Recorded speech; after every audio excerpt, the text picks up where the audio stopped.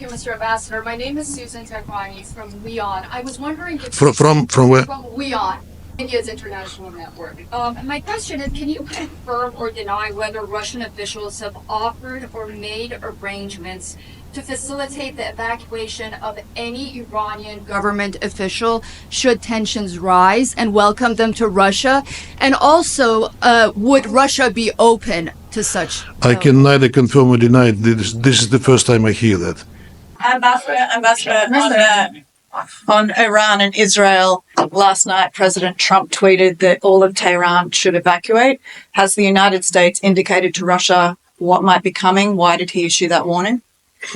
No, he made that statement without consulting us first. And is Russia aware of any plans for any high-level meetings between Iran and U.S. officials? There should have been another round of talks on the 15th of June, as you know, but it was preceded by this attack by Israel on Iranian nuclear sites, and then the outburst of and the escalation of the hostilities, which risk to turn to all-out war. Iranians are not now, I understand them, in a position, to negotiate anything while these events are happening. But President Trump said today that he would encourage, or rather instruct, Vice President Vance and then his envoy Steve Witkoff to try to contact Iranians in an attempt to continue this process. Thank you, sir. In the light of the Russian offer to mediate between Iran and Israel, and there's also a Turkish offer to do the same, do you see any chance of these offers of mediation succeeding in the light of what's expected in the next 24 or 48 hours?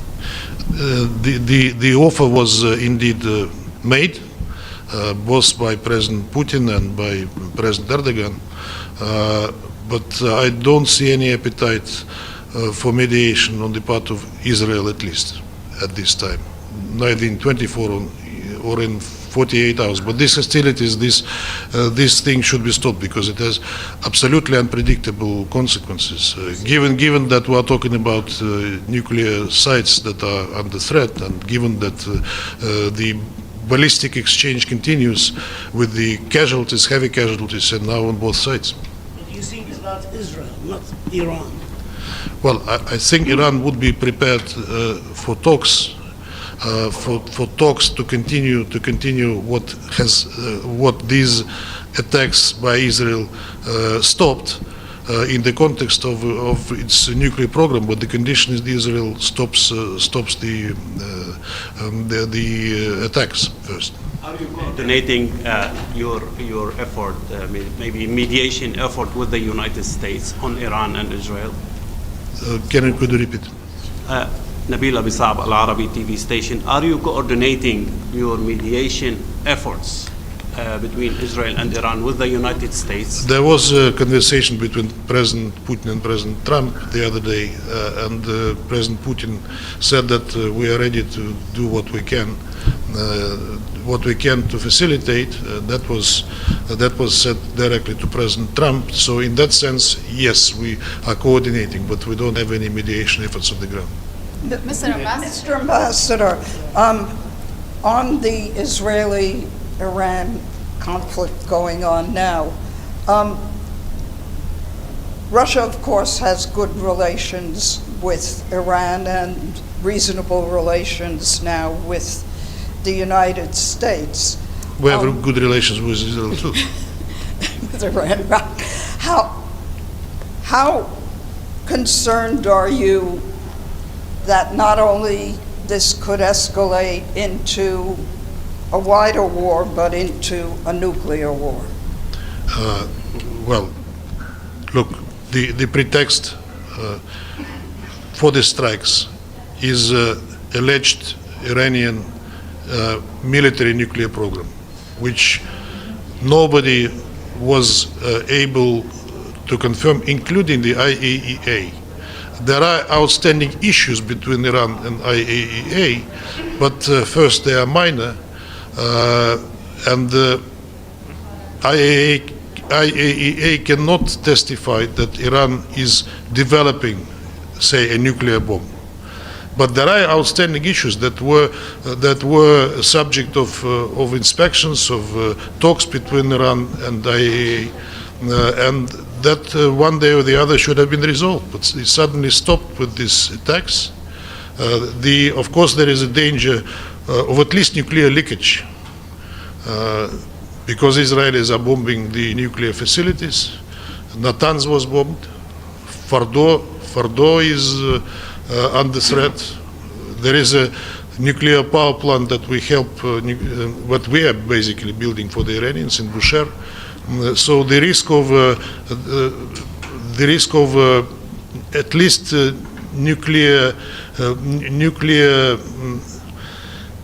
how do you call it, fallout, загрязнение, radiation, yeah, is there.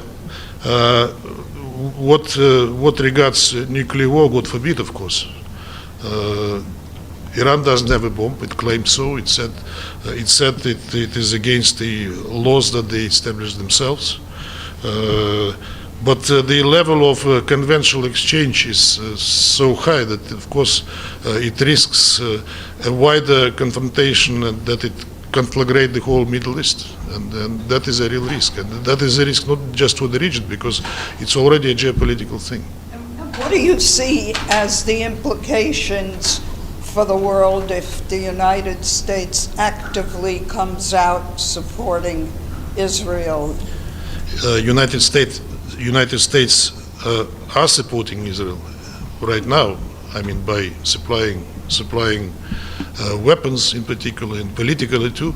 I understand your question whether U.S. will be involved militarily. I hope not. And President Trump was speaking about that, and he conditioned his non-involvement on non-attacks by Iran on the U.S. military facilities. I hope that will stay that way. We have enough confrontation already. One last question. Mr. Ambassador, my name is Zahra Hojabri. I'm from Iran, and I for Islamic Republic News Agency. Will Russia take any specific actions to stop Israel's attacks on Iran? What do you mean by specific actions? For example, talks speak again to President Trump, because he said he doesn't interested to ceasefire, and for example, Mr. Putin talks to Benjamin Netanyahu. Yes, he talks to everybody, but I mean, additional steps. We are doing what we can in the situation, but you know, in order to make people tango, they need to agree to dance tango. So far, we don't see. Specific action in Security Council. Look, we had a briefing on last Friday where we were quite unequivocal at what is happening. Us in particular, we called for the meeting on the request of the Islamic Republic of Iran, supported by some other council members. Then we have consultations where we tried to pursue a product by the council, which we failed. I don't think I have to explain to you the reasons why. Thank you. Thank you Thank you very much.